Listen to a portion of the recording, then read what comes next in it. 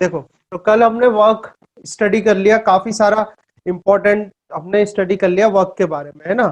तो कुछ important points मैं यहाँ पर बता रहा हूँ आपको, ये और आपको ध्यान रखने हैं, ठीक है। जैसे पहला पॉइंट है कि work done by a constant force, ठीक है। कोई कांस्टेंट फोर्स है, उस कांस्टेंट यानी वो फोर्स चेंज नहीं हो रहा, ठीक है। तो कांस्टेंट फोर्स की वजह से जो वर्क डन होगा उसका फॉर्मूला होता है W is equal to F S cos theta, या इसी को आप लिखते हैं F vector dot S vector. समझ में आया? तो ये होता है work done due to constant force, यानी कि फोर्स चेंज नहीं हो रहा थ्रू आउट। जैसे कि मान लो फॉर एग्जांपल मैं आपको बताऊं, वही एग्जांपल लेते हैं, फ्रिक्शनलेस फ्लोर है, उस फ्रिक्शनलेस फ्लोर पर फोर्स लग रहा है एफ, ठीक है। और एफ फोर्स लगने की वजह से ये जो डिस्प्लेसमेंट हुआ इस ब्लॉक का, ये यहां तक डिस्प्लेस हो गया, एस हो गया इसका डिस्प्लेसमेंट, यहां से यहां तक डिस्प्लेसमेंट हुआ।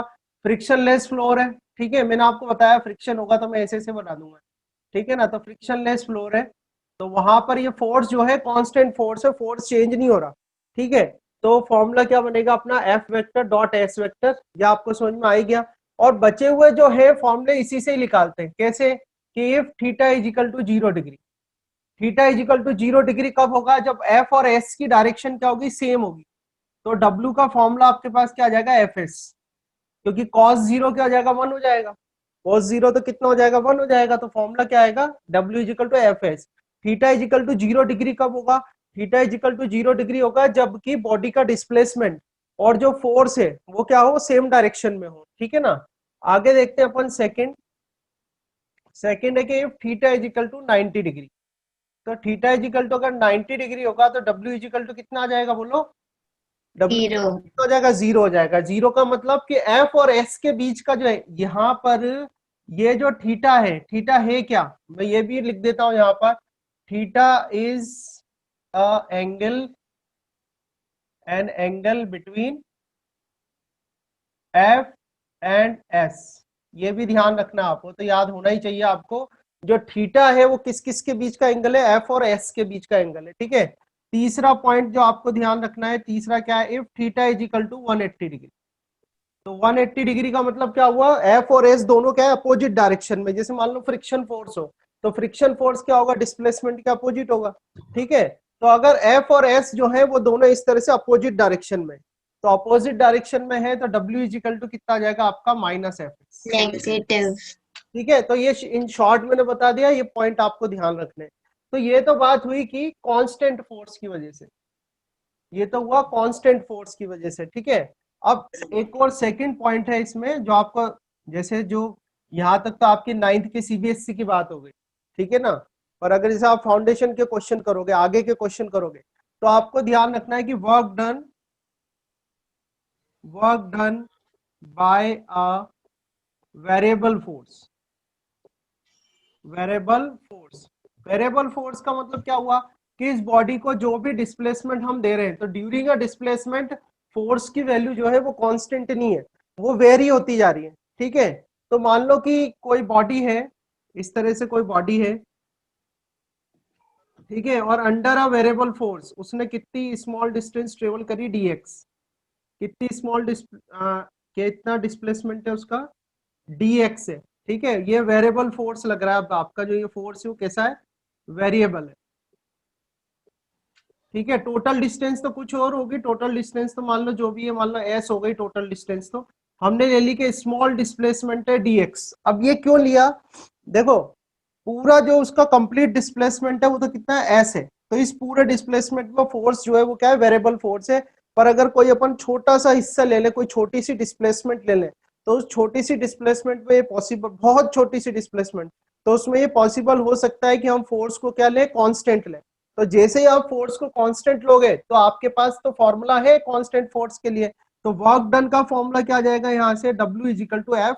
अब देखो ध्यान से देखना, टोटल डिस्प्लेसमेंट इसकी कहां से, यहां से लेके this point two this point, इस पॉइंट से इस पॉइंट तक है।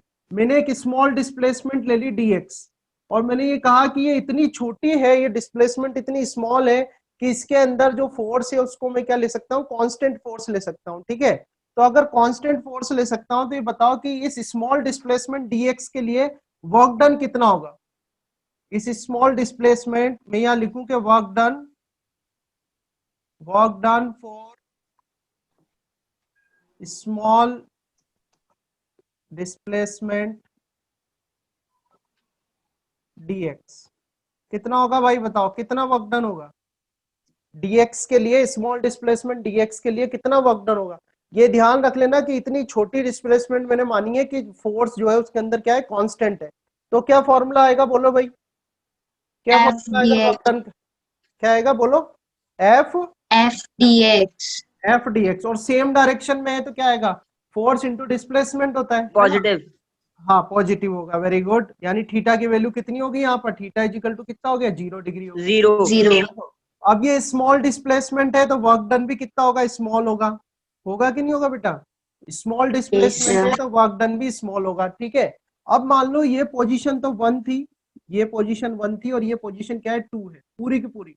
तो वर्क डन में निकालूंगा 1 से लेके 2 तक के लिए कितना वर्क डन करना पड़ेगा, ठीक है। तो अगर मैं यहाँ निकालना चाहूँ total work done, total work done, तो टोटल वर्क डन क्या होगा, W is equal to, total work done के लिए क्या करेंगे, दोनों साइड इंटीग्रेशन कर देंगे, ये इंटीग्रेशन कर दिया और ये इंटीग्रेशन कर दिया एफ डी एक्स, दोनों साइड क्या कर देंगे इंटीग्रेशन, ठीक है। और इंटीग्रेशन कहां से कहां तक करोगे, 1 से लेके 2 तक। तो यहाँ पर 1 आ जाएगा, यहाँ पर 2 आ जाएगा, यहाँ पर 1 आ जाएगा, यहाँ पर 2 आ जाएगा, ठीक है। तो इस डी डब्ल्यू को मैं लिख देता हूँ डब्ल्यू, डब्ल्यू 1 to 2, समझ में आ रहा है, डब्ल्यू 1 to 2, एक इस पोजीशन 1 से पोजीशन 2 तक ले जाने में किया गया work, W 1 to 2 is equal to formula क्या होगा, इंटीग्रेशन 1 से लेके 2 तक, ठीक है, और एफ डी एक्स।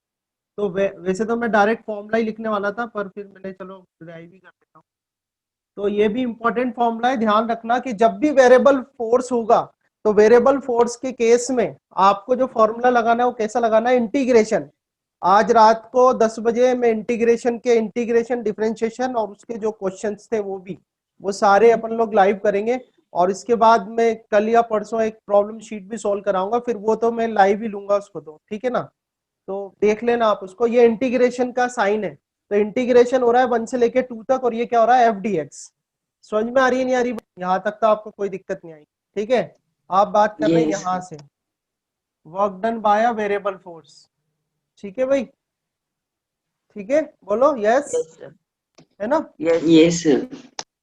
बोलो वॉइस कैसे आपकी कम हो रही है, आ रहा है समझ में। Yes, sir. Yes, sir. Work done by a variable से प्रॉब्लम आ रही है सर।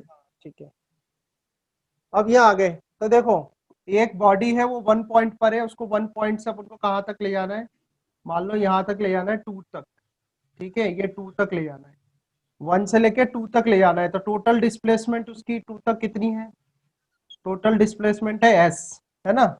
अब बात यह है कि अगर कांस्टेंट फोर्स होता तो कांस्टेंट फोर्स में तो कोई दिक्कत नहीं थी, आपको फोर्स इंटू डिस्प्लेसमेंट कर देना था, आपका आंसर आ जाता, फोर्स इंटू डिस्प्लेसमेंट कर देते आपका आंसर आ जाता, ठीक है। पर यहाँ पर जो अपना फोर्स है वो क्या है, वेरिएबल फोर्स है। तो वेरिएबल तो ये फोर्स है, वेरिएबल फोर्स क्या होता है? वेरिएबल मतलब चेंज होना। जैसे मान लो कि यहाँ जो ये फोर्स लग रहा है इसकी वैल्यू थी 20 न्यूटन, तो ये पूरे थ्रू आउट यहां से लेके यहां तक ये वैल्यू कितनी थी, 20 न्यूटन ही थी। तो ये तो हो गया कांस्टेंट। Yes, sir. अब यहाँ बात करें तो मान लो कुछ डिस्टेंस तक तो 20 न्यूटन था, कुछ डिस्टेंस पे 30 न्यूटन था, कुछ डिस्टेंस पे 40 न्यूटन था। मतलब अब ये कांस्टेंट नहीं है। वेरिएबल मतलब क्या होता है, वेरिएबल्स अज्यूम करते हो ना आप मैथमेटिक्स में भी, वेरिएबल मतलब चेंज होना। और लिख दूं यहाँ पर, Yes, चेंज sir. हो रही है, मतलब during this travel, during covering this displacement force is changing, constant नहीं है, फोर्स बदल रहा है वो, ठीक है। तो आप क्या करोगे, तो हम ये करेंगे, हम एक बहुत छोटी सी डिस्प्लेसमेंट लेते हैं, बहुत छोटी, ठीक है। और वो इतनी छोटी डिस्प्लेसमेंट है कि उसके अंदर अपन फोर्स को कांस्टेंट मान सकते हैं। बात समझ में आ रही कि नहीं आ रही, ठीक है। Yes, हमने क्या sir. करा, एक बहुत छोटी सी डिस्प्लेसमेंट ले ली, और उस डिस्प्लेसमेंट के अंदर ये बहुत छोटी सी डिस्प्लेसमेंट है dx, और उस डिस्प्लेसमेंट के अंदर हम फोर्स को क्या मान सकते हैं, कांस्टेंट मान सकते हैं। तो अगर मैंने फोर्स को कांस्टेंट मान लिया dx डिस्प्लेसमेंट के लिए, तो वर्क डन का फॉर्मूला क्या होता है, फोर्स इंटू डिस्प्लेसमेंट। ये फॉर्मूला है ना अपने पास कांस्टेंट फोर्स के लिए, तो ठीक है, तो वो Yes, हमने sir. फॉर्मूला यहाँ पर लगा दिया। क्योंकि स्मॉल डिस्प्लेसमेंट हो रहा है तो स्मॉल वर्क डन आएगा, स्मॉल डिस्प्लेसमेंट हो रहा है तो क्या आएगा, स्मॉल वर्क डन आएगा। तो स्मॉल वर्क डन लिख दिया DW, FDX करोगे तो इन दोनों, जहां पर F जा रहा है वहीं पर ही डिस्प्लेसमेंट भी है, तो दोनों के बीच का एंगल कितना हुआ, 0 डिग्री हुआ। तो फॉर्मूला क्या होता है अपना, FS होता है। तो ये फॉर्मूला आ गया। यहाँ तक की बात समझ में आ गई आपको, ठीक है। तो Yes, sir. ये तो वर्क डन है जब आपने उसको स्मॉल डिस्प्लेसमेंट दिया है DX। अब अगर उसको मुझे 1 से लेके 2 तक ले जाना हो तो क्या करेंगे, तो हम क्या करेंगे, ऐसे छोटे छोटे सबको ऐड करते जाएंगे। देखो मैं आपको दिखाता हूँ यहाँ पर, यहाँ देखो आप, जैसे मैंने एक ग्राफ बनाता हूं मैं। इस ग्राफ में यहाँ पर तो हमने ले लिया फोर्स, फोर्स किस में लिया मैंने, न्यूटन में। यहाँ पर मैंने ले ली डिस्प्लेसमेंट, जैसे आपने यहाँ पर x लिखा है तो x लिख लेता हूं मैं, और इसको किस में लिया, मीटर में, ठीक है। अब जो फोर्स है, फोर्स जो है वो कुछ इस तरह से वेरी हो रहा है, फोर्स कुछ इस तरह से वेरी हो रहा है, और आपको क्या करना है, इस 1 से लेके 2 तक बॉडी को देखो, 1 पर मान लो, 1 पर इसकी वैल्यू थी x1, 2 पर इसकी वैल्यू थी x2, ठीक है। यहाँ जो एक्सिस आपको जो x एक्सिस दिख रही है, उस x एक्सिस पर क्या है, डिस्प्लेसमेंट, समझने की कोशिश करना। x एक्सिस पर तो क्या है, डिस्प्लेसमेंट है, और y एक्सिस पर क्या है, फोर्स। तो आपने एक ग्राफ बनाया, उस ग्राफ में जैसे जैसे डिस्प्लेसमेंट बढ़ रहा है वैसे वैसे देखो फोर्स भी बदल रहा है। पहले फोर्स की वैल्यू ये थी, फिर फोर्स की वैल्यू ये इंक्रीज हो गई, फिर फोर्स की वैल्यू डिक्रीज हो गई। तो जो फोर्स है वो क्या है, कांस्टेंट नहीं है, फोर्स जो है वो डिस्प्लेसमेंट के साथ क्या हो रहा है, वेरी हो रहा है।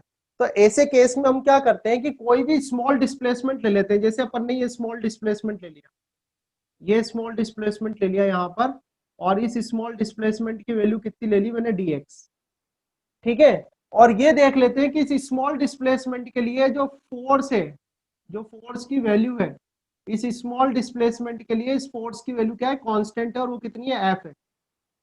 पूरे की अगर 1 से लेके 2 तक की बात करोगे तो 1 से लेके 2 तक तो देखो फोर्स बदल रहा है, कभी ऊपर जा रहा है कभी नीचे जा रहा है। पर ये जो स्मॉल डिस्प्लेसमेंट है dx, इस स्मॉल डिस्प्लेसमेंट dx के लिए फोर्स की वैल्यू क्या है, कांस्टेंट है। तो फोर्स की वैल्यू अगर कांस्टेंट है तो इस स्मॉल डिस्प्लेसमेंट dx के लिए वर्क डन अगर मैं निकालूंगा तो कितना आएगा, F इंटू dx, जो कि मैंने यहाँ पर किया हुआ है। समझ में आई बात यहाँ तक, एक बार यस बोलो, बात समझ में आई तो बोलो भाई, Yes, sir. है ना। Yes, sir. अब अपन को निकालना है कि भाई इसको यहां से लेके यहां तक, ये इसका डायग्राम है, ये इसका ग्राफ है, ठीक है। जो आपके क्वेश्चन आएंगे वो ग्राफ के क्वेश्चन आएंगे, इसलिए मैं ग्राफ सिखा रहा हूँ, ठीक है। अब मुझे बताओ कि अगर 1 से लेके 2 तक मुझे जाना है तो मैं ऐसे छोटे छोटे खूब सारे हिस्से करके उनको जोड़ दूं सबको, तो टोटल वर्क डन आ जाएगा नहीं आ जाएगा, बोलो। आ अगर मैं जाएगा सर। ऐसी छोटी छोटी स्ट्रिप्स बना लेता हूँ खूब सारी, और उन सारी स्ट्रिप्स को 1 से लेके 2 तक ऐड कर देता हूँ, तो मेरे पास टोटल वर्क डन आ जाएगा नहीं आ जाएगा, क्योंकि इसका वर्क डन है, ऐसी छोटी आ छोटी जाएगा छोटी सर। है ना। तो वो जो ऐड करते हैं उसी को बोलते हैं इंटीग्रेशन। जो ऐड, इंटीग्रेशन मतलब जोड़ना, डिफरेंशिएशन मतलब तोड़ना। यहाँ पर क्या कर रहे हैं, ऐसे छोटे छोटे वर्क डन ले लेके उन सबको ऐड कर देंगे तो टोटल वर्क डन आ जाएगा। तो टोटल वर्क डन क्या होगा, अगर मैं इसको 1 से लेके 2 तक जाऊं, जैसे अगर मैं इसको x1 कर देता हूँ, इसको x2 कर देता हूँ, अब तो डायग्राम है आपके पास, ये x1 कर दिया, ये x2 सर कर आपने दिया। उल्टा लिख, सर आपने ये गलत लिख रखा है, 1 माइनस 2, 2 माइनस 1 आएगा ना sir, upper limit minus lower limit. Minus तो मैंने किया ही नहीं अभी तक, सर ये नीचे फॉर्मूला में बोल रहा हूँ। नहीं हाँ नहीं, सर। ये लिखा हुआ है 1 से लेके 2 तक आप जा रहे हो, लिमिट तो यहाँ लगती है, लिमिट तो अभी लगाई नहीं है हमने, ठीक है। यहाँ इसको ऐसे पढ़ते हैं कि work done to move a body from 1 to 2, body को 1 से लेके 2 तक ले जाने में कितना आपको वर्क किया वो लिखा हुआ है, ठीक है, समझ में आया। तो इस तरह से लिखते हैं W1 to 2, लिमिट तो यहाँ लगती है उसके बाद। तो आपको ये ध्यान रखना है कि ये फॉर्मूला जो होता है ये किसका फॉर्मूला है, वेरिएबल फोर्स अगर दिया हो, और वेरिएबल फोर्स के केस में आपको अगर वर्क डन निकालना हो तो वर्क डन का जो फॉर्मूला होता है वो क्या होता है, जहां से जहां तक डिस्प्लेसमेंट हो रही है वो, और FDX इंटीग्रेशन आ जाएगा। समझ में आया बेटा, बोलो। Yes sir. अपन इस पॉइंट पर, अच्छा हुआ मैंने आपको ग्राफ भी, अगर मैं इसका एरिया निकालना चाहूं, जैसे ये तो मैंने 1 2 कर दिया, इसको AB कर दिया, इसको AB कर दिया, ठीक है। तो मैं यहाँ लिखूंगा कि work done by a force to displace a body. Sir आपकी ये सर आपने कल की रिकॉर्डिंग डाल दी थी क्या हाँ आपके डाल दिया चैनल ना, पे? बिल्कुल डाल दी, एडिट करके अच्छे से। ओके। ठीक है, so work done by a force to displace a body from x1 to x2। तो इस आपको क्या है, ग्राफ बना के दे देगा वो। अब ग्राफ से कहेगा बताओ, तो ग्राफ से कैसे आएगा, तो आपको लिखना है is equal to area under force. ठीक है, एरिया अंडर फोर्स। फोर्स के लिए लिख देते हैं अपन ये फोर्स डिस्प्लेसमेंट, कर्व। ठीक है, तो area under force displacement curve and horizontal. Horizontal में कौन सी आपकी डिस्प्लेसमेंट एक्सिस है, हॉरिजॉन्टल एक्सिस। तो आपको अगर ग्राफ दे दिया, मान लो उसने ग्राफ देके आपसे पूछे कि भाई वर्क डन बताओ, तो आप कैसे निकालोगे वर्क डन, जहां तक की डिस्प्लेसमेंट के लिए निकालना है वहां तक उसका क्या करो, आप एरिया निकाल दो, जैसे आपने पहले अपन ने पढ़ा हुआ है मोशन वाले चैप्टर में भी। ठीक है ना, उसी तरीके से बिल्कुल, बस आपको अगर फोर्स और डिस्प्लेसमेंट का कुछ भी ग्राफ दिया हुआ है तो उस ग्राफ में आपको क्या निकालना है, एरिया। जो एरिया निकल के आएगा वो एरिया आपको क्या दे देगा, वर्क डन। ठीक है, तो ये इंपॉर्टेंट बातें हैं जो एडिशनल है, ये जो है ये चीजें एडिशनल है जो मैंने कल आपको पढ़ाया उसके अलावा। ठीक है, एक्स्ट्रा क्वेश्चंस के लिए। तो इस तरह से इसको देख लो एक बार, कुछ भी कोई क्वेश्चन करना हो तो क्वेश्चन करो, कुछ पूछना हो आपको देख लो। सर हाँ तो ये जो ग्राफ मतलब इसमें मतलब आपने ये जो वर्क आपने ये ग्राफ समझाया, तो हाँ। सर आप ये कह रहे हो कि सर ये इसका जो एरिया निकलेगा वो इसका वर्क डन होगा? बिल्कुल। सर किस उससे मतलब क्या रीजन क्या है इसके पीछे? रीजन आप देखो ना, आप एरिया निकाल के देखो, जैसे मैं अभी आपको एक क्वेश्चन देता हूँ, रुक जाओ। जैसे आपने एरिया निकाला, मान लो यहाँ पर रेक्टेंगल बन रहा है, तो उस रेक्टेंगल का जब आप एरिया निकालोगे, तो एरिया निकालोगे तो रेक्टेंगल का लेंथ इंटू विड्थ करोगे, और लेंथ इंटू विड्थ यस करोगे सर। तो फोर्स इंटू डिस्प्लेसमेंट करोगे। और फोर्स इंटू डिस्प्लेसमेंट क्या होता है बताओ आप जरा, क्या होता है फोर्स इंटू डिस्प्लेसमेंट, बोलो Chinmay. Sir work done. Work done होता है ना, तो वर्क डन आ जाएगा नहीं आएगा, आएगा ना। यस। एक क्वेश्चन भी बता देता हूँ, रुक जाओ क्वेश्चन ढूंढता हूँ, जब तक आपको पिक लेना है तो पिक ले लो इसका, है ना, नोट ग्राफ बना के बता। एक क्वेश्चन करते हैं, तो ये क्वेश्चन आपको कुछ इस तरह से दिया हुआ है कि फ्रॉम द ग्राफ, तो सबसे पहले तो ग्राफ ही प्लॉट कर लेते हैं कि ग्राफ दिया हुआ है आपको इसमें ना बेटा। तो ये ग्राफ दिया हुआ है इस तरह से, ये बनाया आपने इधर इस तरह से। अब ये नॉर्मल आपके 9th क्लास में तो नहीं पूछेंगे ग्राफ के क्वेश्चन, ठीक है ना। यहाँ पर ये 4 लिखा हुआ है, ये तो 0 है, हमको करना ठीक है। है। हाँ आपको करना है, मैं क्वेश्चन बता रहा हूँ अभी। ये x दिया हुआ है आपको मीटर में, आप लोगों को ही सॉल्व करना है, समझा दिया।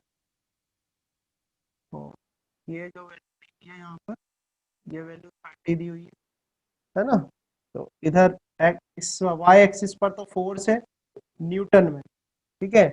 x एक्सिस पर क्या है, डिस्प्लेसमेंट है मीटर में। मैं क्वेश्चन रीड कर देता हूं, ध्यान से देखना सुनना क्वेश्चन को, ग्राफ बोर्ड पे बना हुआ है। क्वेश्चन ये है कि from the graph of force versus displacement of a particle find the total work done by the force. आपको बताना है टोटल वर्क डन कितना होगा, इस तरीके के क्वेश्चन बनेंगे, ठीक है ना। बताओ कितना होगा टोटल वर्क डन, करो। कर लिया था। अच्छा पहले दोनों को इसके आंसर बताने हैं आपको, हर्षित और चिन्मय को।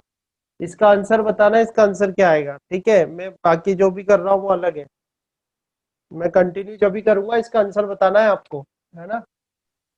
तो वर्क कितना ही है बस। हाँ बस बेटा इतना ही है। अब ये सब रिलेटेड है टॉपिक, जैसे आप वर्क पढ़ लिया, तो वर्क से रिलेटेड एनर्जी पढ़ेंगे, एनर्जी से रिलेटेड पावर पढ़ेंगे, फिर इनके जब न्यूमेरिकल्स करेंगे तो ये सब चीजें एक दूसरे में काम आएगी, है ना। तो वर्क का आइडिया हम हो गया, वर्क पूरा हो गया, अब हम करेंगे एनर्जी। Okay sir. ठीक है, सब रिलेटेड है, और ये जो टॉपिक है ये आपके 9th में मैं इस तरह से पढ़ा रहा हूँ कि आपका वो भी कवर हो रहा है पूरा। जो सिलेबस है ना वो भी कवर होता है इसके साथ साथ, है ना। अपन जो भी मतलब एडिशनल होगा वो न्यूमेरिकल में करेंगे। जैसे ये क्वेश्चन, इस तरीके के क्वेश्चन 9th में नहीं पूछता आपसे, वो फिर भी कभी कभार आ जाए तो आ जाते हैं, ठीक है। तो ये हमने एक एडिशनल कर दिया। वेरिएबल फोर्स वाला नहीं बताते 9th क्लास में, पर हमने अब वेरिएबल फोर्स का ही फॉर्मूला देख लिया। अब जब न्यूमेरिकल करेंगे हम तो उसके अंदर वो फॉर्मूला यूज करेंगे इंटीग्रेशन वाला, ठीक है। इंटीग्रेशन जरूर सीख लेना आप। कितना आंसर निकाला था एंजेला आपने इसका? 90 जूल। 90 जूल। हाँ बिल्कुल करेक्ट है, सही आंसर। क्या इतनी सारी कुछ कैलकुलेशन करनी पड़ रही थी क्या उसमें?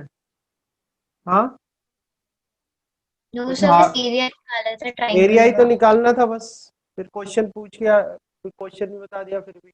Yes. ठीक है चलो अपन कंटिन्यू करते हैं, रिकॉर्ड करना पड़ेगा आपको, है ना। वीडियो चलो देखो, एनर्जी का कैसे करेंगे तो मैं आपको कुछ एग्जांपल्स बताता हूँ, ठीक है। कुछ एग्जांपल्स ऐसे हैं, जैसे मान लो कोई वेट है, यहाँ वेट रखा हुआ है यहाँ। अब इस वेट को लिफ्ट करना है हमें। अब मान लो आपको लिफ्ट करना है और किसी हाइट तक लिफ्ट करके रखना है।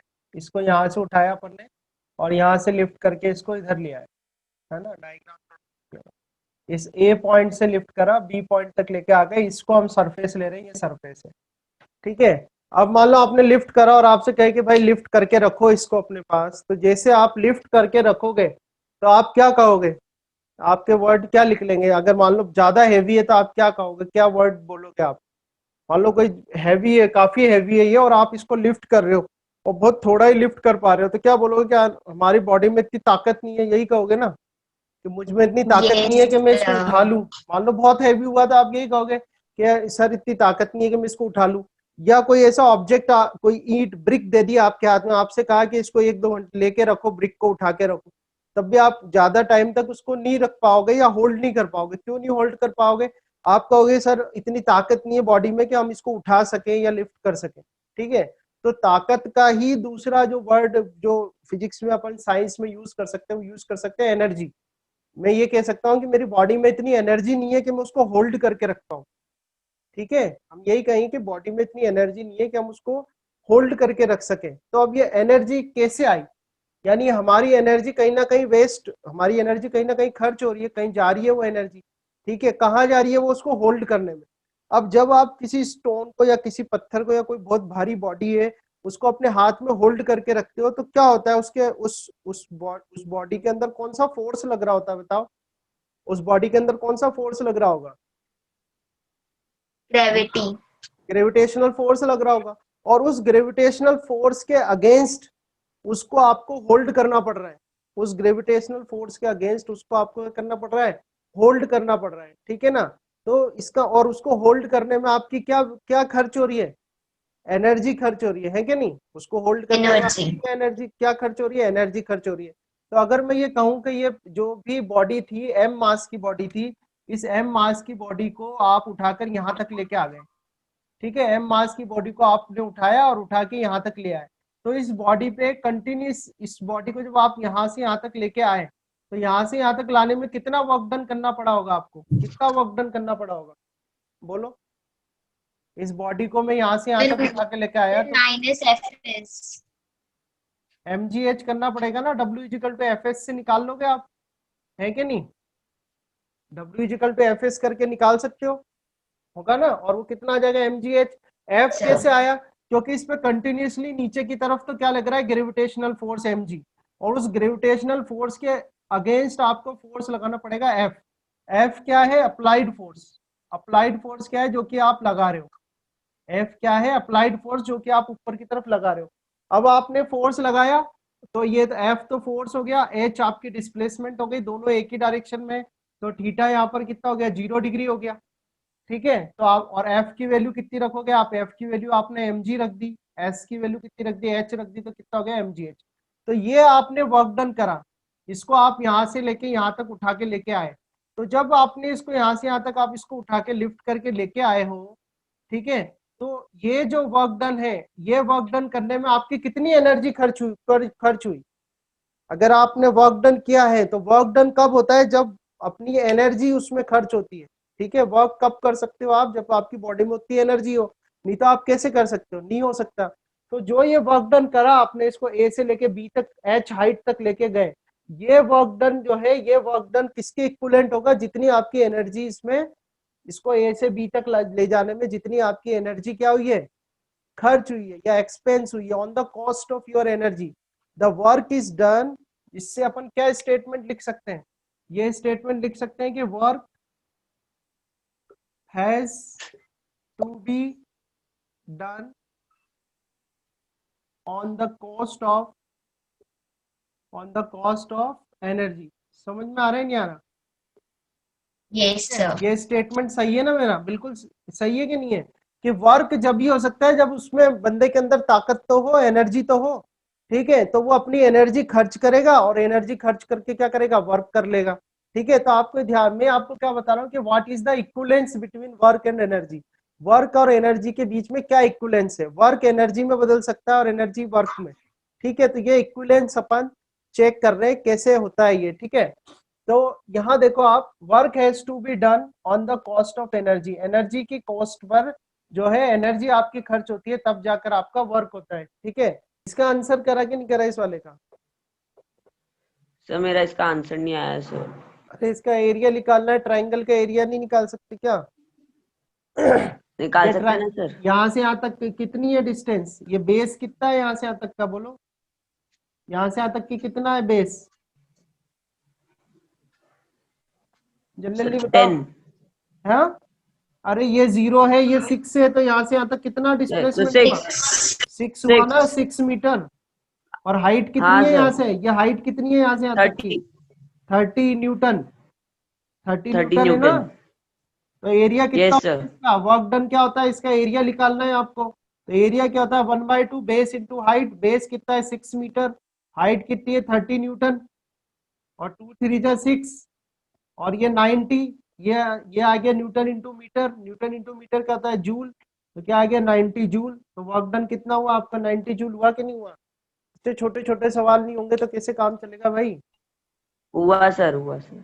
फिर इसका एरिया ही तो निकालना था ट्राइंगल का, और क्वेश्चन तो आपने ही करा Yes. था मुझसे, आपके लिए तो मैंने क्वेश्चन लिखा और आप यहाँ लोग आंसर नहीं कर रहे हो। जब भी आपको फोर्स और डिस्प्लेसमेंट का इस तरह से ग्राफ दे दिया जाए तो आपको कुछ नहीं करना, उसका एरिया निकालना है बस। एरिया निकालोगे तो जो उसका एरिया होगा वो क्या होगा, वर्क डन के बराबर होगा, ध्यान रखना। ठीक है, समझ में आ गई बात? ठीक है, यस सर। की बात करें, ए पॉइंट की बात करें कि एनर्जी की डेफिनेशन क्या होगी, जैसे वर्क की डेफिनेशन आपने लिखी थी, इसी तरीके से एनर्जी की भी डेफिनेशन होती है। एनर्जी की डेफिनेशन क्या होता है, it is an ability to doing work. ठीक है, आप सिंपली कह सकते हो कि भाई एनर्जी की डेफिनेशन क्या होती है, तो एनर्जी क्या होता है, एबिलिटी टू डूइंग वर्क। ठीक है, उसको क्या बोलते हैं अपन, एनर्जी कहते हैं। ठीक है ना, बी पॉइंट आपको ध्यान रखना है कि इसकी एसआई यूनिट क्या होगी, तो इसकी एसआई यूनिट वही होती है जो वर्क की होती है। ठीक है, तो वर्क की एसआई यूनिट जूल। क्या होती है, जूल, तो इसकी भी एसआई यूनिट क्या होती है, जूल होती है। Joule. सीजीएस यूनिट की बात करें, सीजीएस यूनिट क्या होती है इसकी, तो वहां पर सीजीएस और यूनिट क्या थी, आर्ग थी, यहाँ पर Erg. सीजीएस यूनिट क्या होगी, आर्ग होगी।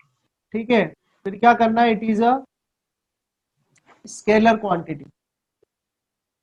ठीक है, ये क्या होती है, एनर्जी जो है वो क्या होती है, स्केलर क्वांटिटी होती है ना। आगे बात करते हैं D point, types of energy. ठीक है, ये इंपॉर्टेंट है, ये पढ़ेंगे अपन डिटेल में। तो टाइप्स ऑफ एनर्जी में फर्स्ट जो होती है वो होती है पोटेंशियल एनर्जी। ठीक है, या फर्स्ट हम लिख लेते हैं काइनेटिक एनर्जी ना, पोटेंशियल में डेरिवेशन ज्यादा है तो इसकी कर लेंगे। तो फर्स्ट जो एनर्जी होती है कौन सी होती है, काइनेटिक एनर्जी। सेकंड वाली जो होती है इसको बोलते हैं potential energy. Potential energy, potential energy में दो टाइप हमको स्टडी करने। ठीक है, एक तो स्टडी करना है ग्रेविटेशनल पोटेंशियल एनर्जी, जीपीई। ठीक है, इसको डिटेल में आगे पढ़ेंगे, वहां पर लिख दूंगा मैं। ये बोलते हैं ग्रेविटेशनल पोटेंशियल एनर्जी, जीपीई। ठीक है, और सेकंड होती है इलास्टिक पोटेंशियल एनर्जी। ये सारे हम स्टडी करेंगे, सारे फॉर्मूले निकालेंगे इनके, ठीक है। सेकंड जो होती है क्या होती है, इलास्टिक पोटेंशियल एनर्जी, और लास्ट वाली जो थर्ड है उसको हम बोलते हैं मैकेनिकल एनर्जी, मैकेनिकल एनर्जी, और इसी को बोला क्या? जाता है टोटल एनर्जी। हाँ बेटा, सर ये तीनों एनर्जीज अपन पढ़ेंगे, हाँ ये सब जो जो मैंने लिखा है यहाँ पर ये सारा मतलब स्टडी ऐसा करके। बस ये 9th के सिलेबस में है सर ये तीनों एनर्जी। हाँ बिल्कुल है, ये है। स्प्रिंग नहीं पढ़ाते हैं 9th में ज़्यादा डिटेल में, बस ये वाला जो है इलास्टिक पोटेंशियल एनर्जी ये आपके 9th में नहीं कराते हैं डिटेल में, पर ये अपन स्टडी करेंगे क्योंकि इसके न्यूमेरिकल है अपने पास, ठीक है ना। बाकी सारा आपके 9th का सिलेबस का ही है, ये 9th में है आपके सब, है ना। तो आप वैसे भी आगे रहोगे क्लास से, तो ये सब चीज़ें, तो यहाँ तक समझ में आई बात। इधर कुछ पूछना है, इसको इरेज कर दूं। मैं कोशिश करूंगा कि कुछ Yes, डेरिवेशंस sir. अपन लोग कंप्लीट कर ले, है ना, क्योंकि अभी थ्योरी चल रही यस है तो सर। थ्योरी टाइम लेती है, लिखना पड़ता है इसमें, और वैसे डेरिवेशन वाले पार्ट में इतनी मेहनत नहीं होती है, ठीक है। तो एनर्जी तो आपको समझ में आ गया। एनर्जी आपसे पूछे कि व्हाट इज एनर्जी, तो एनर्जी क्या होता है, एबिलिटी टू डूइंग वर्क, और आप कैपेसिटी टू डूइंग वर्क भी कह सकते हो। किसी की capacity, capacity of doing work is also called energy, and the ability of doing work is also called energy. तो ये तो डेफिनेशन हो गई आपके एनर्जी की, ठीक है ना। आगे जो है एसआई यूनिट जो है जूल है, सीजीएस यूनिट क्या होती है, इसकी आर्ग होती है सॉरी, स्केलर क्वांटिटी होती है, ध्यान रखना है। टाइप्स ऑफ एनर्जी अब अपन पढ़ते हैं, kinetic energy, potential energy and mechanical energy और टोटल एनर्जी, ठीक है। तो अभी हम इसमें स्टार्ट करते हैं इसे, फर्स्ट वाला। अब अपन इनको डिटेल में पढ़ेंगे, ठीक है। ये जो टॉपिक्स लिखे हुए हैं टाइप्स ऑफ एनर्जी वाले, इनको डिटेल में पढ़ेंगे हम। तो हम सबसे पहले फर्स्ट लिखते हैं यहाँ पर, ध्यान से देखना, इंपॉर्टेंट है ये सब, है ना। फर्स्ट लिख रहे हैं हम काइनेटिक एनर्जी। तो काइनेटिक एनर्जी को आप के ई से बता सकते हो, ठीक है। तो काइनेटिक एनर्जी क्या होती है, what is a kinetic energy, ठीक है। तो सबसे पहले इसकी डेफिनेशन क्या होगी, it is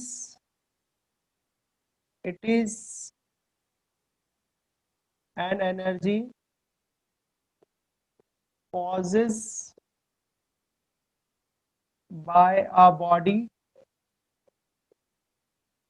due to its motion, ठीक है। सिंपल सी डेफिनेशन है।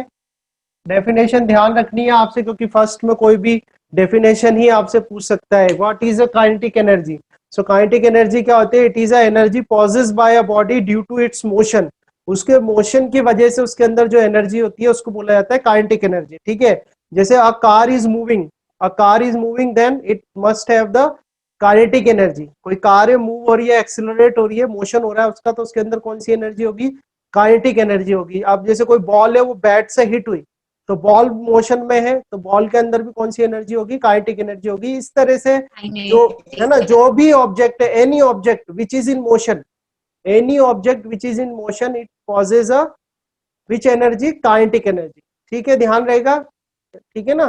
कोई भी बॉडी अगर मोशन में है तो उसके यस अंदर सर। होती है, वो कौन सी एनर्जी होती है, काइनेटिक एनर्जी। अब हम ये पता करते हैं कि काइनेटिक एनर्जी का फॉर्मूला क्या होता है, फॉर्मूला कैसे बनाते हैं इसका, ठीक है। तो फॉर्मूले के लिए हम क्या करते हैं, देखो मैं पूरा डेरिवेशन आपको सिखा देता हूँ। फॉर्मूले के लिए करते हैं कि let us consider a body of mass m is in rest, ठीक है, is in rest and due to constant force F, due to constant force F, its velocity, ठीक है, its velocity becomes v, ठीक है, H shown in figure। Figure I मैं बना दूंगा, पहले ये जो वर्ड्स लिखे हुए हैं ध्यान से देख लो, ठीक है। हम क्या कर रहे हैं, काइनेटिक एनर्जी का फॉर्मूला निकालना चाहते हैं। तो देखो क्या है, late us consider a body of mass m is in rest. तो पहले सबसे पहले हम क्या करते हैं, बॉडी बना देते हैं, ठीक है, फिगर कंप्लीट कर लेते हैं अपना। तो इस तरह से कोई बॉडी है, m मास की बॉडी है, अभी कोई फ्रिक्शन की बात नहीं हो रही है, ठीक है। वो बॉडी क्या थी, रेस्ट में थी, ठीक है। अब रेस्ट में थी, उस पर एफ फोर्स आपने लगाया, तो एफ फोर्स लगाने की वजह से ये बॉडी क्या हो गई, डिस्प्लेस हो गई। मान लो उसका डिस्प्लेसमेंट क्या था, एस था, और डिस्प्लेस होकर यहाँ आ गई है, इस जगह आ गई, ठीक है। एफ फोर्स की वजह से डिस्प्लेसमेंट होकर बॉडी इस जगह आ गई। अब यहाँ पर तो ये रेस्ट में थी, तो रेस्ट में थी तो इसकी इनिशियल वेलोसिटी कितनी हो गई, 0 हो गई, ठीक है। फिर इसने क्या कहा कि भाई एफ फोर्स लगाने की वजह से जो उसकी वेलोसिटी थी वो कितनी हो गई, v। तो यहाँ पर इसकी वेलोसिटी कितनी है, v है। समझ में आ रही है ना बात। और बॉडी का मास कितना है, m है, ठीक है। तो m मास की बॉडी पर अगर f फोर्स लगाते हैं अपन, ठीक है, तो एक्सेलरेशन कितना होगा, उसका एक्सेलरेशन निकाल सकते हैं यहाँ से। देखो क्या होगा, बाय, Yes, देखना, sir. By Newton, yes F sir. upon M. हाँ by Newton second law, second law लगा दो आप, और सेकंड लॉ से A इजिकल टू कितना आ जाएगा आपके पास, F बाय M आ जाएगा, एफ अपॉन एम। ठीक है, यस सर। इजी है। अब ऑल्सो ध्यान से देखना बेटा, आपके काम की है डेरिवेशन। अब अगर मैं ये लिखूं कि v square is equal to u square plus 2as, अगर मैं ये इक्वेशन लगाऊं v square is equal to u square plus 2as, तो इसमें v तो क्या है, फाइनल वेलोसिटी है, u क्या है, इनिशियल वेलोसिटी है, a क्या है, एक्सेलरेशन है, और s क्या है, डिस्प्लेसमेंट है। कोई दिक्कत नहीं है ना इसमें, ठीक है। मुझे ये बताओ u की वैल्यू कितनी है, यहाँ पर Yes, u sir. की वैल्यू कितनी है, u की वैल्यू जीरो। की वैल्यू 0 प्लस 2। एक्सेलरेशन कितना है, देखो ये रहा एक्सेलरेशन कितना है, F F by M. F by M है, ठीक है। और F upon M. डिस्प्लेसमेंट कितना है इसमें, एस है। कोई दिक्कत नहीं है, समझ में आ रहा है यहाँ तक। अगर मैं एस निकालना चाहूँ, यहाँ से एस निकालना चाहूँ, तो एस इजिकल टू कितना होगा, बोलो एम वी स्क्वायर, ये एम इधर आ जाएगा, एम वी स्क्वायर आ जाएगा, ठीक है। और डिवाइड में कितना आएगा, बोलो 2। Two F. समझ में आ गई बात। इसको एक नंबर इक्वेशन कर दूं, यहाँ तक कोई दिक्कत है तो बताओ। No sir, no problem. Problem, ठीक No, है। sir. अब मैं ये लिखूं कि work done by a force, work done by a force F to displace body,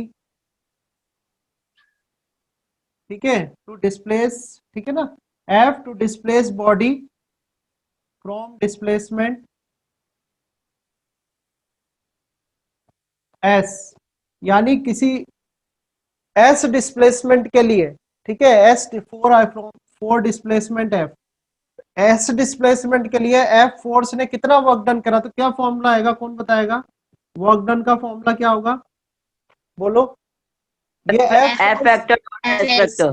F into S होगा, जैसे मैं लिख दूं कि भाई एफ एस कॉस थीटा, तो FS. थीटा कितना है, 0 डिग्री है इसमें, क्योंकि जिधर जीरो। फोर्स लग रहा है उधर ही डिस्प्लेसमेंट है, तो डब्ल्यू इजिकल टू क्या आ जाएगा, एफ एस। Zero. सही है कि नहीं है, ठीक है। अब यस सर। एस की वैल्यू मैं यहाँ से FS. रख दूं, फर्स्ट इक्वेशन से, फर्स्ट इक्वेशन से देखो एस की वैल्यू रख सकता हूँ। Yes sir. तो देखो ये आ गया एफ, और एस की वैल्यू कितनी है, M V square by 2f, M V square by 2f, ठीक है। इस एफ से एफ कट जाएगा, तो यहाँ पर हमारे पास क्या आ जाएगा, W is equal to 1/2 M V square. आया कि नहीं आया, दिख रहा है आपको, ठीक है। W इजिकल टू कितना आ गया, half M V square. Yes sir, ये तो फॉर्मूला बन गया काइनेटिक हाँ एनर्जी वही का। वही सिखा रहा हूँ मैं अभी तक आप लोगों को। जैसे एंजल ने भी कई बार पूछा कि सर कहाँ से आया, फॉर्मूला क्या है, तो ये डेरिवेशन है जो कि आपकी 9th क्लास में भी है, सिलेबस में है डेरिवेशन, ठीक है, तो आपको आनी चाहिए है। तो हमने क्या लिखा, late us consider a body. सबसे पहली बात, काइनेटिक एनर्जी होती क्या है, कोई भी बॉडी अगर मोशन में है तो उसके पास जो एनर्जी होती है वो काइनेटिक एनर्जी कहलाती है, वो उसकी मोशन की वजह से आती है, by virtue of its motion. ध्यान रखना, पहली बात तो ये। दूसरा, डेरिवेशन पे आ जाते हैं, तो कोई बॉडी थी एम मास की जो कि क्या थी, रेस्ट में थी, उस पर एक कांस्टेंट फोर्स लगाया एफ, कांस्टेंट फोर्स एफ लगाने की वजह से उसने डिस्प्लेसमेंट कितनी ट्रेवल करी, एस डिस्प्लेसमेंट ट्रेवल करी, और उसकी वेलोसिटी कितनी हो गई, वी हो गई, ठीक है ना। तो हमने न्यूटन सेकंड लॉ लगा के उसका एक्सेलरेशन निकाला, फिर इक्वेशन ऑफ मोशन लगाई, इक्वेशन ऑफ मोशन लगा के एस निकाल लिया, M V square by 2f, ठीक है। देन इस एफ जो कांस्टेंट फोर्स था उसने इस बॉडी को एस डिस्प्लेसमेंट करने के लिए कितना वर्क डन किया, तो वो वर्क डन करा, अपन ने वर्क डन निकाला, देन वैल्यू पुट करके आ गया 1/2 एम वी स्क्वायर। तो ये जो वर्क डन हुआ है यहाँ से यहाँ तक, ये जो वर्क डन हुआ है इस बॉडी को एस डिस्प्लेसमेंट कवर कराने में, that work done stored as the kinetic energy of a body, ठीक है, that work done is stored as the kinetic energy of a body. तो हम यहाँ पर लिखेंगे कि विजिबल है यहाँ तक? दिस वर्क डन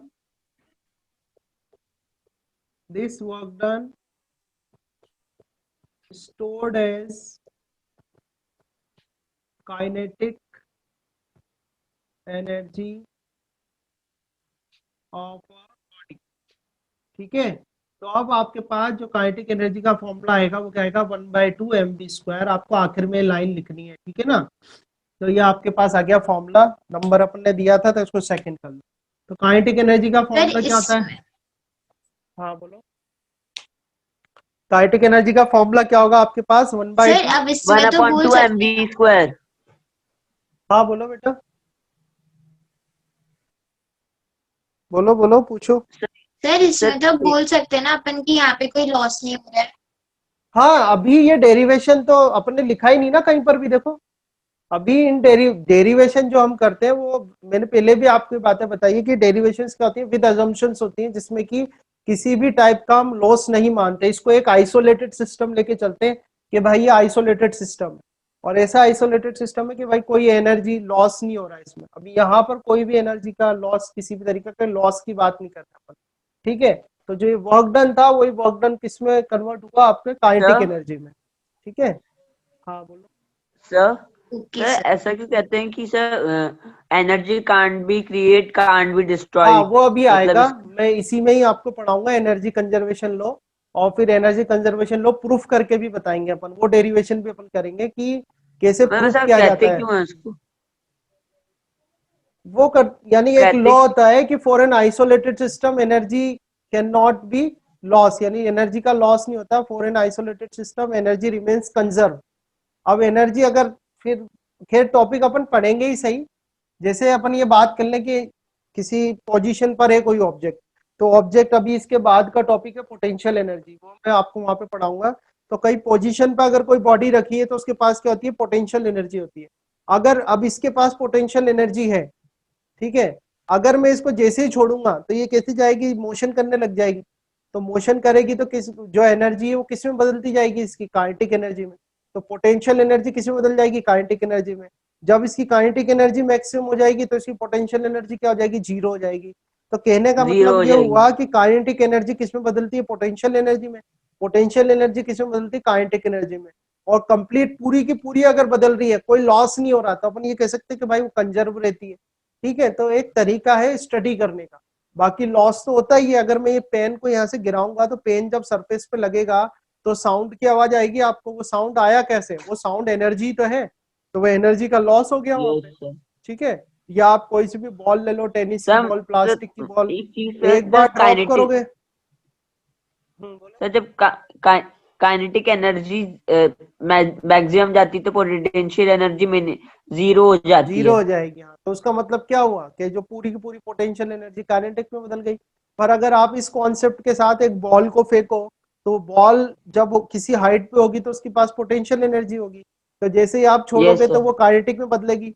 तो सरफेस पे टकराने के बाद उसको वापस उतनी हाइट तक आ जाना चाहिए, फिर उस सरफेस पे जैसे ही टकराएगी तो वो काइनेटिक एनर्जी किस में बदल जानी चाहिए, पोटेंशियल में। पर ऐसा होता तो नहीं है, क्यों नहीं होता है, क्योंकि यस एनर्जी सर। का क्या होता है, लॉस होता जाता है, ठीक है। तो वो अपन क्या करते हैं, अपन आइडियल सिचुएशन को स्टडी करते हैं, फिर बाकी जो सिचुएशन होती है उनको उससे कंपेयर कर लेते हैं, तो उससे आप एफिशिएंसी पता कर सकते हो या और भी रिजल्ट्स निकाल सकते हो, ये करते हैं, ठीक है ना। सर तो मैकेनिकल एनर्जी पे कोई भी ट्रांसफर नहीं होता है। मैकेनिकल एनर्जी देखो यहाँ क्या लिखा हुआ है, टोटल एनर्जी। तो टोटल एनर्जी क्या हुआ, इन दोनों का sum, kinetic energy plus potential energy ही मैकेनिकल एनर्जी होती है। तो ये अलग से कोई सर जब एनर्जी नहीं है। पोटेंशियल एनर्जी मैक्सिमम हो जाती तो क्या होता है, काइनेटिक काइनेटिक एनर्जी में एनर्जी किसने जीरो हो ट्रांसफर कर। जाएगी, जीरो हो जाएगी। जैसे आप इस हाइट तक ले आए, अब ये कोई मोशन थोड़ी कर रहा है, तो मोशन नहीं कर रहा तो इसकी काइनेटिक एनर्जी जीरो हो गई, ठीक है। पर लेकिन पोटेंशियल एनर्जी तो बहुत कम टाइम के लिए होती होगी। नहीं, आपने एक बार जैसे किसी बॉडी को मान लो, अ, अभी ये तो आ गया ना समझ में आपको, यहाँ से मान लो आपने यस। कोई बॉडी है, वो है 50 किलोग्राम की, तो 500 न्यूटन हो गया, उसका वेट हो गया 500 न्यूटन। अब आप इसको उठा के यहाँ तक ले आए, या अपन ये करते हैं कि 50 न्यूटन इसका वेट है, 5 ग्राम इधर कर लेते हैं, 5 किलोग्राम की बॉडी है, तो 50 न्यूटन इसका वेट हो गया। आपने 10 मीटर इसको ऊपर उठाया, यहाँ तक लेके आ गए आप। जब आप इसको यहाँ तक लेके आ गए तो इसकी पोटेंशियल एनर्जी कितनी हो गई? 50 इंटू 10 यानी कि 500 जूल। अब इस बॉडी के पास 500 जूल की एनर्जी है। कितनी एनर्जी है? 500 जूल की। अब जैसे ही आप इसको यस यहाँ से रिलीज करोगे तो जैसे जैसे ये नीचे आती जाएगी, नीचे आती जाएगी, तो एच की वैल्यू क्या होगी? ज्यादा होगी क्या कम होगी? इस एच की वैल्यू जैसे जैसे ये नीचे आएगी तो इस एच की वैल्यू ज्यादा होगी क्या कम होगी? बोलो। सर, कम होगी। कम होगी। और यहाँ पर कम आते होगी। आते यहाँ पर आते आते एच की वैल्यू कितनी हो जाएगी? 0। जीरो हो जाएगी। तो पोटेंशियल Zero. एनर्जी, तो सर, अब पोटेंशियल एक चीज एनर्जी, बताइए सर एक आप। सेकंड एक सेकंड, पहले एक चीज तो खत्म हो जाए। तो पोटेंशियल एनर्जी कितनी हो जाएगी इस पॉइंट पे आके नीचे यहाँ पर? Sir 100, sir maximum maximum. Potential energy का फॉर्मूला होता है mgh। Zero. अगर h की वैल्यू जीरो हो गई तो जीरो हो जाएगी। तो पोटेंशियल एनर्जी यस, जीरो हो जाएगी तो इस वाले पॉइंट पे जो काइनेटिक एनर्जी वो क्या होगी? मैक्सिमम हो जाएगी। मैक्सिमम। और इस वाले पॉइंट पर बॉडी Maximum. रेस्ट में है तो काइनेटिक एनर्जी कितनी है? जीरो। और आप देखो पोटेंशियल 0। एनर्जी कितनी है? Maximum 500 joule. तो होता यही है, एनर्जी कन्वर्ट होती रहती है। इसे वो स्टेटमेंट है, energy neither be created nor be destroyed, it can be converted into one form to another form, but it is true only for the isolated system and when there is no losses। ठीक है, so this is statement is called energy conservation law। ठीक है, but it is only true for the isolated system and when there is no losses। otherwise when this body strikes the ground then there is the loss of energy in the form of heat and in the form of sound also। तो ये energy का क्या हो जाएगा? ये 500 joule नहीं रहेगी, यहाँ पर आएगी जब, वो क्या होगा? लॉस हो जाएगा उसका। तो लॉस हो जाएगा तो कंटिन्यूसली धीरे धीरे धीरे, जैसे बॉल वाला आप एग्जांपल करके देख लो, धीरे धीरे क्या होगी? वो बॉल रेस्ट में आ जाती है क्योंकि कंटिन्यूसली उसका एनर्जी का लॉस होता रहता है। ठीक है ना? तो एनर्जी अलग अलग चीजों में बदल जाती है पर ये नहीं कह सकते कि खत्म हो गई। ठीक है ना? इस तरीके से देख लो। सर, एक चीज बताइए। अच्छा, एट द टॉप, बात करते जहां करते पर ना इसका वो भी ले लेना, पिक भी है ना, और बोल बताते रहो ताकि यस मैं सर। भी रिवाइज करूँ। हाँ बोलो बेटा। सर, एट द टॉप मतलब जहाँ पोटेंशियल एनर्जी 500 जूल्स थी, वहां पर वो work done by a constant force था ना? हाँ, अभी तो कांस्टेंट फोर्स की बात करेंगे अपन, वेरिएबल फोर्स आएगा तो उसमें मेंशन करेगा। अभी ये सब कांस्टेंट फोर्स है। वेरिएबल फोर्स के सिलेक्टेड प्रॉब्लम है जिनमें इंटीग्रेशन वगैरह होगा, वहां पर वो मेंशन कर देगा। और सर, जो और वेरिएबल जैसे फोर्स का जब जब क्वेश्चन आएगा वहां पर आपको इंटीग्रेशन करना होगा या आपको ग्राफ दिया होगा आपको, जैसे मैंने अभी स्टडी कराया। अदरवाइज ज्यादातर कांस्टेंट फोर्स ही मिलेंगे आपको, है ना? सर, लेकिन ये भी तो हो सकता है सर, कांस्टेंट फोर्स जो ऊपर से नीचे गिर, नहीं सॉरी, वेरिएबल वाला। सर, जब ये ऊपर से नीचे आ रहा है तो सर ये वेरीज कर रहा है, इसकी जो पोटेंशियल एनर्जी वेरी कर रही है। फोर्स की बात कर रहे हो या पोटेंशियल एनर्जी की बात कर रहे हो? फोर्स की बोल अरे रहे हो या नहीं सर, मैं तो पोटेंशियल गलत एनर्जी बोल। की? एक चीज बताओ। सर, अच्छा, ये फोर्स नोट की। कर लिया क्या? नोट कर लिया? हाँ सर। हो गया? मुझे एक्चुअली थोड़ा सा और भी बताना है। आप सोचते रहो, आप बोलते रहो, कोई दिक्कत नहीं है ना? तो अपन ये कर रहे थे काइनेटिक एनर्जी वाला, है ना? काइनेटिक एनर्जी मैंने आपको स्टार्ट किया था, है ना? तो अगर कुछ इंटरेस्टिंग इसमें देखें कि एक पॉइंट में बता रहा हूँ आपको कि काइनेटिक एनर्जी का फॉर्मूला होता है हाफ mv²। ठीक है? तो ठीक है, अगर मैं करूं कि इफ वेलोसिटी इज डबल, अगर वेलोसिटी को डबल कर दिया जाए, जनरली क्या होता है, मास तो ये जो क्वांटिटी है क्या होती है? ये वाली जो क्वांटिटी है आपकी, ये क्वांटिटी रहती है कांस्टेंट। क्या रहती है? ये कांस्टेंट रहती है। तो काइनेटिक एनर्जी जो होती है वो प्रोपोर्शनल होती है वेलोसिटी के स्क्वायर के। किसके प्रोपोर्शनल होती है? वेलोसिटी के स्क्वायर के। तो हम इसको ऐसे लिखते हैं कि भाई kinetic energy of 2 divide by kinetic energy of 1 is equal to v2 by v1 का स्क्वायर। समझ में आ रहा है नहीं आ रहा है? फॉर्मूला समझ में आया? बोलो यस और नो। Yes sir. ठीक है, नहीं आया। ये मैंने आपको सिखाया ना पहले भी। देखो, मास ऑफ अ बॉडी तो हाँ sir, constant, mass of the body तो कांस्टेंट ही रहेगा। लास्ट वाला। हाँ, ये कुछ नहीं करा। जैसे मान लो कि अगर मैं कह दूं कि वेलोसिटी को अपन डबल कर रहे हैं, तो वेलोसिटी को डबल करने का मतलब है कि मान लो पहले वेलोसिटी v1 थी, तो जब वेलोसिटी v1 थी तो काइनेटिक एनर्जी कितनी थी? 1 थी। तो वेलोसिटी v2 कर दी मैंने, तो वेलोसिटी v2 कर दी तो काइनेटिक एनर्जी कितनी हो जाएगी, 2 हो जाएगी। अब ये कह रहे हैं कि Yes. वेलोसिटी जो है सेकंड टाइम में जो वेलोसिटी वो पहले की डबल है, ठीक है। पहले वेलोसिटी v1 थी तो काइनेटिक एनर्जी क्या थी, काइनेटिक एनर्जी को मैंने कर दिया ke1। अब फिर वेलोसिटी क्या कर दी, डबल कर दी, पहले की डबल कर दी। तो आपसे मैं अगर पूछूं कि काइनेटिक एनर्जी 2 कितना होगा, तो कितना होगा काइनेटिक एनर्जी 2, देखो यहाँ से इस फॉर्मूले से देखो, काइनेटिक एनर्जी 2 इजिकल टू क्या होगा, v2 डिवाइड बाय v1 इसका होल स्क्वायर और काइनेटिक एनर्जी ऑफ 1, ठीक है। अब v2 की वैल्यू कितनी रखोगे आप, 2v1 सर v2/v1 क्यों कर रहे हैं सर? एक चीज बताइए, लिखा हुआ है जब ना वो यहाँ पूछ पे। रहे हैं कि v2 की वैल्यू निकालना है और बोल रखा है v2 v1 का डबल है, तो सर अपन v1 इंटू 2 करके नहीं कर सकते? कैसे कैसे कहाँ किस जगह करोगे, यहाँ पे। सर आप बोल रहे हो कि ये जो इक्वेशन आपने बनाई ना, ke2 अपॉन मतलब kinetic energy 2 upon kinetic energy 1 equals to v2 upon v1 का होल स्क्वायर, सही है ना sir?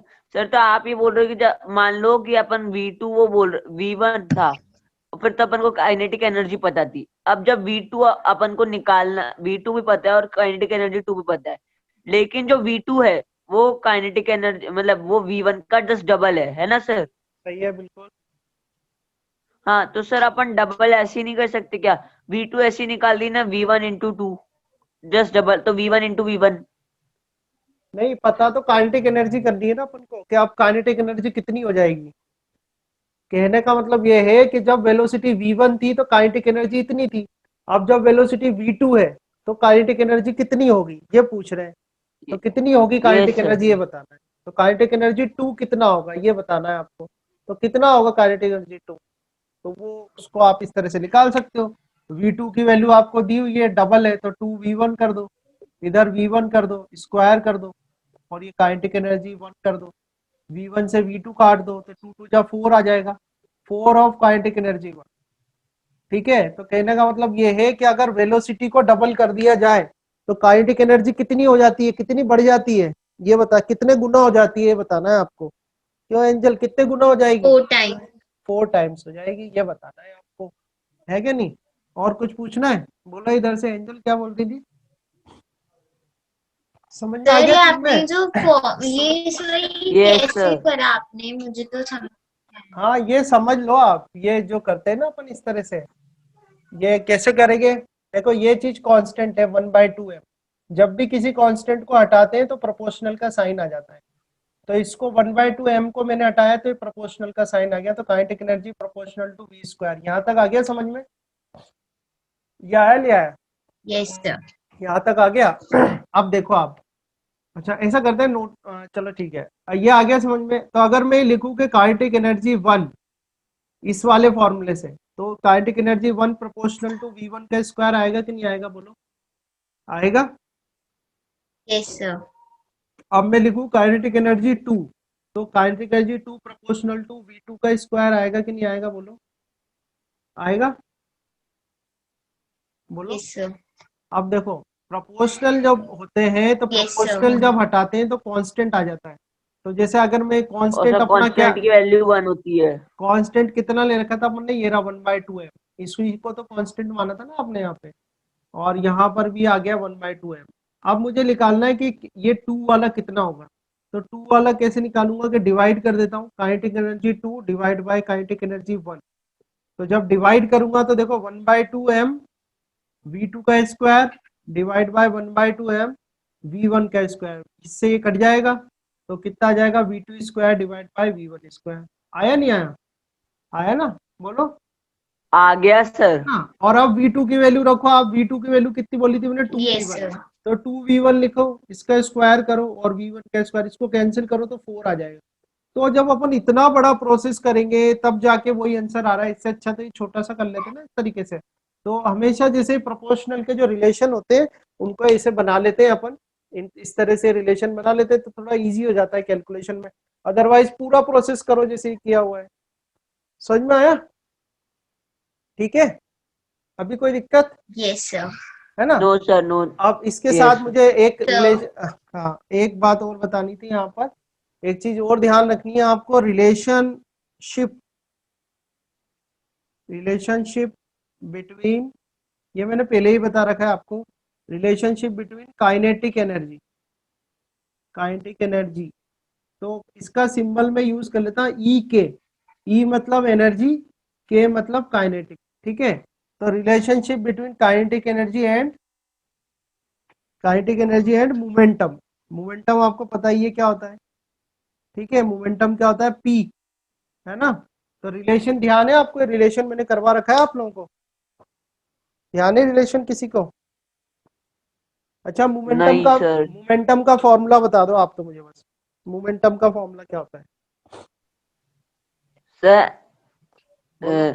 Before the collision and after the collision the sir P equals to mv। Very good, very good, बस और क्या चाहिए। तो देखो काइनेटिक एनर्जी को मैंने ई के लिख दिया, थोड़ा अच्छा लग रहा है, बार बार के ही लिखना पड़ रहा है। तो काइनेटिक एनर्जी का फॉर्मूला होता है 1/2 mv²। अब इसमें क्या करो, m का ऊपर मल्टीप्लाई कर लो, m का नीचे डिवाइड कर लो। तो m का ऊपर मल्टीप्लाई करोगे तो ये आ जाएगा mv का होल स्क्वायर, और ये नीचे भी m आ जाएगा। अब m इंटू वी क्या होता है, p होता है। तो 1/2 कितना आ जाएगा, p²/m आ जाएगा। और यहां से आप सॉल्व करो तो p इजिकल टू कितना आ जाएगा, √2m/e²। तो ये रिलेशनशिप होती है मोमेंटम और किसके बीच में, ये भी बहुत इंपॉर्टेंट है, मैं न्यूमेरिकल कराऊंगा आपको। ये रिलेशनशिप होती है मोमेंटम यस और, सर, सर याद आ गई सर। ये करवाया भी था मैंने आपको, ध्यान हो तो आपको पता, हाँ मैंने सर, कहा था करवाया था सर। जब अपन वर्क एनर्जी पढ़ेंगे तब कराऊंगा मैं आपको दोबारा, है ना। तो ये सर आपने कराया रिलेशनशिप था है। P equals to √2me ke। हाँ हाँ, ये वही वाला है। तो अब अपन काइनेटिक एनर्जी को क्या है, इस तरह से लिख लिया करेंगे, ई के, थोड़ा छोटा है, जल्दी मतलब इससे बड़ा बड़ा, ठीक है, थोड़ा कंफर्टेबल है इसको लिखना, है ना। तो समझ में आई नहीं आई यस बात, ये बताओ। आ गई सर। ठीक है, तो ये तो अभी बात हुई है अपनी सिर्फ काइनेटिक एनर्जी की। काइनेटिक एनर्जी के बाद अपन को पढ़ना है पोटेंशियल एनर्जी, और फिर टोटल एनर्जी क्या होता है, इसका सम होता है, वो तो ज्यादा कुछ है नहीं। तो पोटेंशियल एनर्जी थोड़ा और बता देता हूँ मैं आपको, ताकि कल आइडिया हो, कल जब मैं क्लास लूंगा। तो सबसे पहली तो एक होती है ग्रेविटेशनल पोटेंशियल एनर्जी, और एक होती है इलास्टिक पोटेंशियल एनर्जी। पहले टोए आते थे चाबी वाले, ध्यान है आपको, टोए देखे हो जो क्या चाबी सर? भरते थे, खिलौने आते थे ना चाबी वाले, हाँ हाँ सर, यस अभी भी आते हैं। ना। तो कभी अभी भी आते हैं। हाँ, आपने उसको खोल के देखा उसके अंदर क्या होता है, जब आप चाबी भरते हो उसके अंदर क्या चीज लगी होती है, कभी ध्यान दिया चेन हो? टाइप होती है जो उसको कसती है और फिर एक साथ रिलीज करती है। हाँ, नहीं देखा। कुछ इस तरीके की स्प्रिंग लगी होती है उसके अंदर, ऐसी स्प्रिंग यस होती है उसके अंदर, ठीक है। ये ऐसी स्प्रिंग होती है, जब आप उसको घुमाते हो चाबी को, तो चाबी को जब आप तो वो घुमाते हैं ना, तो हाँ ये कसती वो जाती है ये। और कसती है जैसे ही सर। आप जैसे ही छोड़ते हो तो ये क्या करता है, रिलीज करता है। तो ये ध्यान रखना कि इस अर्थ पर, यानी कोई भी जो चीज है वो ऑटोमेटिक नहीं चलती है, कहीं ना कहीं कोई वर्क हो रहा है, कहीं ना कहीं कोई एनर्जी स्टोर्ड हो रही है। तो जैसे ही आप चाबी घुमाते हो, तो चाबी जब आप घुमाते हो तो आप किसके ऊपर वर्क कर रहे होते हो, बोलो, स्प्रिंग के ऊपर। सही है कि नहीं ये बात? जब आप यस सर। चाबी को जब आप घुमाते हो तो आप किसके ऊपर वर्क कर रहे होते हो, स्प्रिंग के ऊपर। तो और जो जितना वर्क आप करते हो वो सारा का सारा वर्क जो है वो कहाँ जाके स्टोर हो जाता है, इस स्प्रिंग की एनर्जी की फॉर्म में। हो जाता है कि नहीं हो जाता? जितनी आप चाबी यस घुमाते हो, सर। तो जो आप जितना भी वर्क करते हो वो सारा का सारा वर्क जो होता है वो इस स्प्रिंग की एनर्जी की फॉर्म में स्टोर्ड हो जाता है। वो जो एनर्जी स्टोर्ड होती है उसको बोलते हैं इलास्टिक पोटेंशियल एनर्जी। क्या बोलते हैं? इलास्टिक पोटेंशियल एनर्जी, ठीक इलास्टिक है। Tension. Elastic potential energy derivation भी करके बताऊंगा मैं कल आपको। इंटीग्रेशन डिफरेंशिएशन थोड़ा सा सीख लेना, क्योंकि ये जो डेरिवेशन है ये मैं आपको एडिशनल बता रहा हूँ, अदरवाइज मैं सिर्फ फॉर्मूला बता देता, आपको इससे काम चल जाता आपका। तो जैसे ही आप चाबी छोड़ते हो तो वो जो एनर्जी यहाँ पर स्टोर हुई है, वो एनर्जी क्या होती है, रिलीज होती है नहीं होती। और वो एनर्जी जब रिलीज होगी तो आपकी जो गाड़ी है, जो टॉय है, वो टॉय कुछ डिस्प्लेसमेंट भी कवर करेगा, करेगा कि नहीं करेगा? अब वो जो यस सर। डिस्प्लेसमेंट उसने कवर करी है, तो वो डिस्प्लेसमेंट उसने कवर करी है तो कुछ वर्क डन भी होगा फिर तो मुझे ये बताओ कि जो वो वर्क डन है वो किस फोर्स की वजह से है, वो वर्क डन कौन से फोर्स की वजह से है? पूरा प्रोसेस में एक बार और रिपीट करता हूँ, आपने चाबी को घुमाया, चाबी को जब आपने घुमाया तो आपने वर्क डन करा स्प्रिंग के ऊपर, सर वो स्प्रिंग फोर्स की वजह से है ना। सर स्प्रिंग स्प्रिंग फोर्स की वजह, वेरी गुड, फोर्स। हाँ बिल्कुल एब्सोल्युटली करेक्ट। किसकी वजह से है? वो स्प्रिंग फोर्स की वजह से, ठीक है। तो अब मैं आपसे बात एक और ध्यान से, बातें ध्यान रखते जाना जो जो मैं बोल रहा हूँ ना, एक बात मैंने आपको ये बताई है, ध्यान रखना, माइंड में अपने स्टोर करके रखना, फिर एक साथ मिला देंगे उसको। तो पहली बात मैंने आपको ये सिखाई कि कोई भी बॉडी अगर मोशन में होती है तो उसके अंदर जो एनर्जी होती है वो कौन सी होती है, काइनेटिक एनर्जी होती है। दूसरी बात मैंने आपको स्प्रिंग वाली सिखाई। तीसरी बात ये बता रहा हूँ कि कोई भी बॉडी अगर किसी पोजीशन पर होती है, किसी हाइट पर होती है, ठीक है, सरफेस से किसी हाइट पर होती है, तो उसके अंदर जो एनर्जी होती है वो उसकी क्या कहलाती है, पोटेंशियल एनर्जी। क्या कहलाती है, potential energy. Potential energy. Yes, ठीक है। Yes sir. तो चल रही है तो काइनेटिक एनर्जी, सरफेस से, काइनेटिक एनर्जी, हाँ, सरफेस से किसी हाइट पर है तो पोटेंशियल एनर्जी। Potential energy. और तो स्प्रिंग के अंदर कौन सी एनर्जी थी फिर? सर वो उसके elastic potential energy. Elastic potential energy. पर एनर्जी तो दो ही वजहों से आ रही है, या तो मोशन की वजह से या पोजीशन की वजह से। ये एनर्जी किसकी वजह से आई है वो पूछ रहा हूं मैं। सर स्प्रिंग की वजह से। तो स्प्रिंग का क्या चेंज हुआ जब वो एनर्जी उसके अंदर स्टोर हुई? क्या चीज चेंज करी थी आपने जब चाबी भर रहे थे? तो स्प्रिंग क्या हुई थी, कंप्रेस हुई है या इलोंगेट हुई है? Sir elongate. ये कंप्रेस हुई है, यानी उसका एक्सटेंशन, इलोंगेशन मतलब तो दोनों चीजें हो सकती है। मैं कह रहा हूँ कि उसका एक्सटेंशन हुआ है या कंप्रेशन हुआ है स्प्रिंग का जब आप सर चाबी, एक्सटेंशन। अरे यार जब आप चाबी भरोगे उसके अंदर तो क्यों भाई चिन्मय, द आप कंप्रेशन होता है होगी ना, ना वो वो, तो अंदर अंदर होगी, करती है ना। कंप्रेस होगी ना वो तो। और फिर क्या करती है, हाँ रिलीज होती है, तब वो एक्सटेंड होती है। तो जब सर, आप चाबी भरोगे तो क्या होगी, कंप्रेस होगी, ठीक जो है। तो कंप्रेशन। कंप्रेशन हुआ उसका, ठीक है। तो अब क्या चीज चेंज हुई, उसका शेप। क्या चीज चेंज हुआ, उसका शेप चेंज हुआ, है ना। यही एक्सपेरिमेंट आप इस तरह से भी कर सकते हो कि कोई स्प्रिंग थी इस तरह से, आपने उस पर वेट लगाया, उसको खींच दी नीचे, इस तरह से खींच दी। जब आप उसको छोड़ोगे तो स्प्रिंग कहाँ जाएगी, ऊपर जाएगी कि नहीं जाएगी? ऊपर। जाएगी ना। यस तो सर। इस केस में अपन ने क्या करा, एक्सटेंशन करा। तो चाहे आप एक्सटेंशन करो या कंप्रेशन करो, उसके अंदर तो एनर्जी स्टोर्ड होती है जिसको स्प्रिंग या इलास्टिक पोटेंशियल एनर्जी बोलते हैं। तो बस मेरा सिखाने का पर्पस ये है कि मोशन में है तो काइनेटिक एनर्जी, मोशन की वजह से जो एनर्जी आई है वो काइनेटिक एनर्जी, पोजीशन की वजह से जो एनर्जी आई है वो पोटेंशियल एनर्जी। और चेंज इन शेप, यहाँ पर क्या हो रहा है, चेंज इन शेप। अगर आप स्प्रिंग को खींचते भी हो तो उसकी शेप क्या हो रही है, चेंज हो रही है। तो चेंज इन शेप जो है उसकी वजह से, जो है शेप में चेंज होने की वजह से जो एनर्जी आएगी वो कौन सी आएगी, elastic potential energy.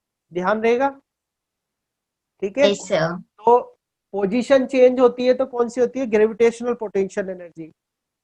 Shape change होती है तो कौन सी होती है, इलास्टिक पोटेंशियल एनर्जी। ये दोनों ही पोटेंशियल एनर्जी की फॉर्म है, ठीक है। और मोशन है तो कौन सी एनर्जी है उसके पास, काइनेटिक एनर्जी। तो आपसे कोई पूछे कि टॉय कार है, टॉय कार में कौन सी एनर्जी स्टोर्ड होती है जो फिर उसके बाद वो चलने लग जाती है, तो उसके अंदर कौन सी एनर्जी स्टोर्ड है, स्प्रिंग एनर्जी या पोटेंशियल, स्प्रिंग की पोटेंशियल एनर्जी, ये कह सकते इलास्टिक हो। पोटेंशियल। क्या बहुत अच्छा होगा अगर आप ये बोले कि इलास्टिक पोटेंशियल एनर्जी, ये तो बहुत ही अच्छी बात है, परफेक्ट वर्ड है, ठीक है। बट आपकी जो 9th की बुक है उसमें ये क्वेश्चन दिया हुआ है कि टॉय कार में कौन सी एनर्जी स्टोर्ड होती है, तो आपको बता देना है कौन सी होती है, वो इलास्टिक पोटेंशियल एनर्जी। हो जाएगा, ठीक है। पुरानी वाली जो घड़ियां आती थी यस जिसमें सेल नहीं डलते थे, पुरानी वाली वॉचेस आती थी ना जिनमें सेल नहीं होते थे, चाबी भरते थे, याद है कि नहीं है? यस है ना। यस पुराने सर। टाइम में जो वॉचेस आती थी उनके अंदर क्या करते थे, चाबी भरते थे। तो चाबी भरना मतलब उसमें स्प्रिंग होती थी, तो स्प्रिंग की पोटेंशियल एनर्जी होती थी, जो आप वर्क डन करते थे वो पोटेंशियल एनर्जी की फॉर्म में, स्प्रिंग की पोटेंशियल एनर्जी की फॉर्म में वो स्टोर्ड हो जाता था वर्क डन, और फिर उससे वो वॉचेस वर्क करती थी, चलती थी। तो ये सब चीजें हैं, यस ये तो सर। अपने कल के टॉपिक है डेरी, वैसे मैंने आज आपको सिखाई दिया है।